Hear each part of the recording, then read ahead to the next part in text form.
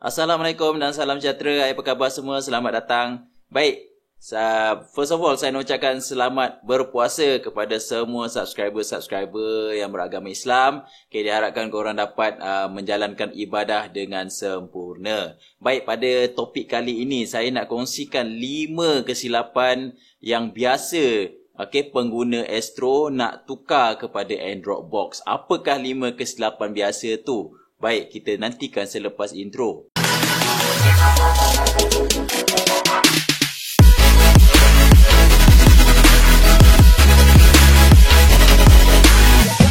Okey, zaman sekarang ramai orang nak jimat, betul?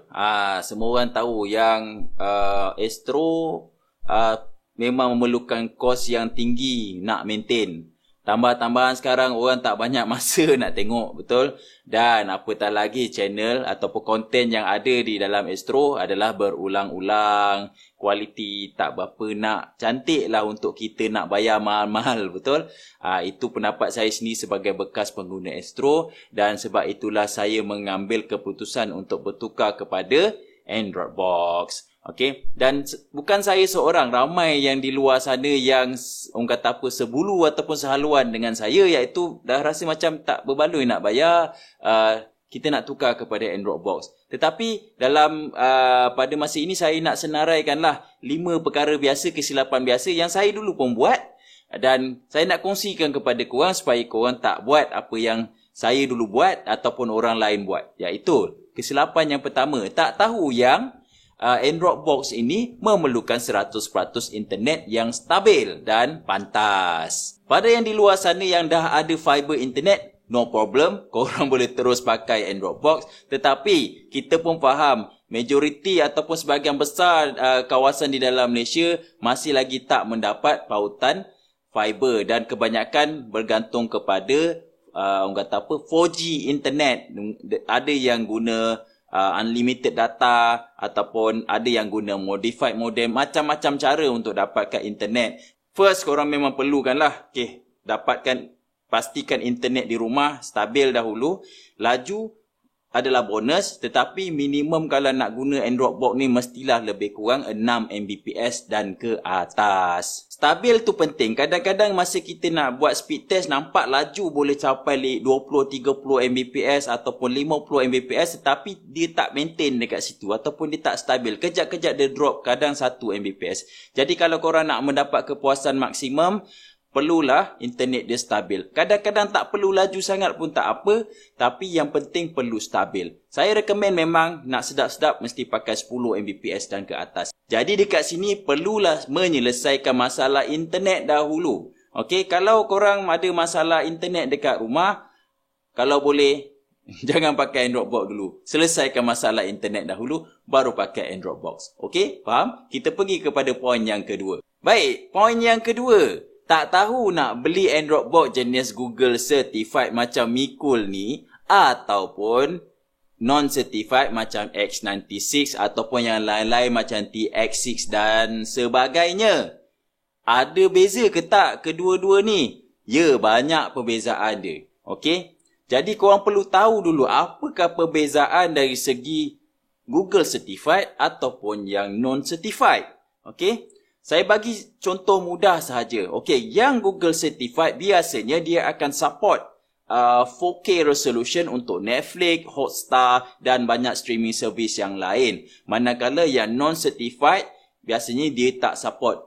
Dari segi storage pula, biasanya non-certified mempunyai kelebihan. Macam contoh yang saya pegang ni, X96 ni mempunyai 8GB RAM dan juga 128GB memori. Manakala yang Google Certified yang ini hanyalah 2GB RAM dan juga 8GB memori. Jadi dari segi penggunaan adalah berbeza. Macam saya suka yang non-certified sebab saya suka download movie, dan juga saya boleh installkan social media, Telegram dan lain-lain. Tetapi majoriti orang lain pula dia suka yang certified kerana certified mempunyai interface yang cantik seperti Google TV dan juga lebih premium, okey, dari segi spek dia, dari segi design dan juga interface serta viewing experience. Jadi pilihan ini adalah tertakluk kepada masing-masing punya preference. Jadi korang nak pilih yang mana, perlu buat kajian terlebih dahulu sama ada nak yang Google Certified ataupun yang non-certified. Baik, kita pergi poin yang ketiga. Tak tahu nak guna streaming service yang mana. Okey, sebenarnya terlalu banyak streaming service yang ada di Malaysia ini. Yang biasa kita dengar adalah Netflix, Hotstar, tapi sebenarnya banyak lagi. Ada HBO Go, ada Amazon Prime, ada View, ada Suka, ada Mola TV dan banyak lagi.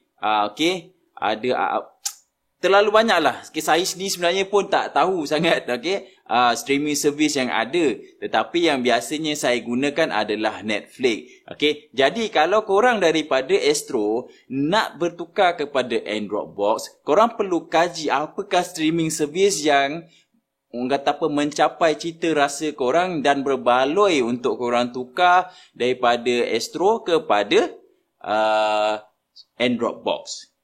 Jadi perlu buat kajian dulu. Tanya pada kawan-kawan yang dah berpindah total daripada Astro kepada Android Box. Sebenarnya terlalu banyak. Kalau korang minat Korea, ada dia punya streaming service dia. Kalau korang minat Jepun ke Indonesia, ada streaming service dia.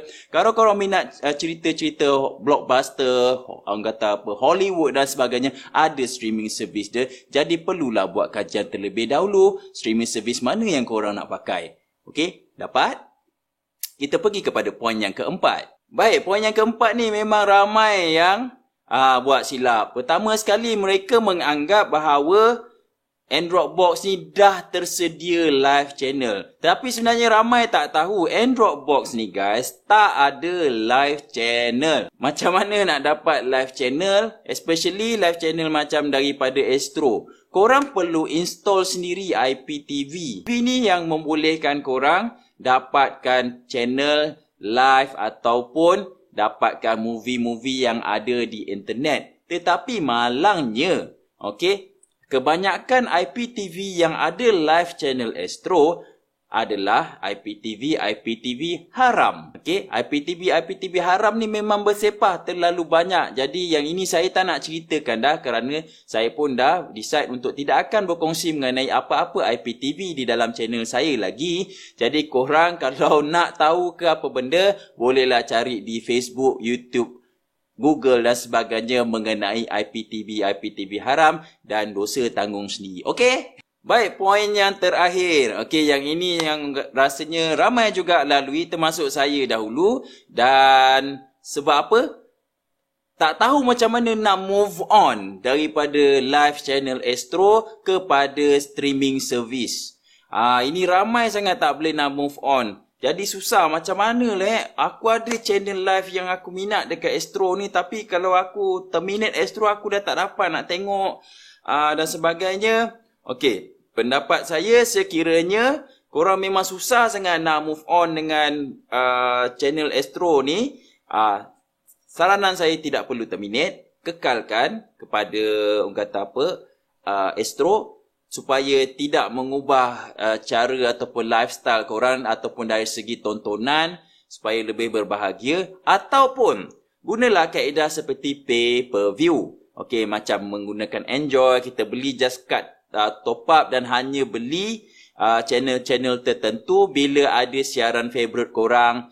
Jadi tak perlulah korang nak spend every month nak bayar the whole package Astro yang kadang-kadang tak berbaloi. Bukan kadang-kadang, memang tak berbaloi pun. Dan ada juga setengah rancangan disiarkan di YouTube. Macam contoh Gegar Vaganza, dia orang juga ada siarkan di YouTube. Dan ikut pengalaman saya, ada juga yang streamkan di Twitch. Dan satu lagi adalah menggunakan IPTV lah. IPTV haram ataupun IPTV halal. Saya tak pasti ada IPTV halal, sepaham saya ada macam Mola TV yang daripada Indonesia yang mana korang boleh subscribe dan dapat juga boleh tonton live channel macam sport, untuk tengok bola ataupun tengok MotoGP ataupun UFC.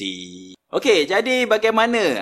So diharapkan info 5 perkara ini dapat membantu korang yang mana belum tukar ataupun bercadang nak tukar daripada Astro kepada Android Box. Okey, boleh tolong take note 5 poin yang saya nyatakan dalam video ni. Sekiranya video ni bermanfaat, korang bolehlah subscribe, okey, dan komen dekat bawah. Mungkin ada perkara-perkara lain yang saya terlepas pandang, boleh komen dekat bawah. Dan juga jangan lupa support channel ini, klik bell notification. Kita jumpa lagi pada video yang akan datang. Assalamualaikum dan salam sejahtera. Bye-bye.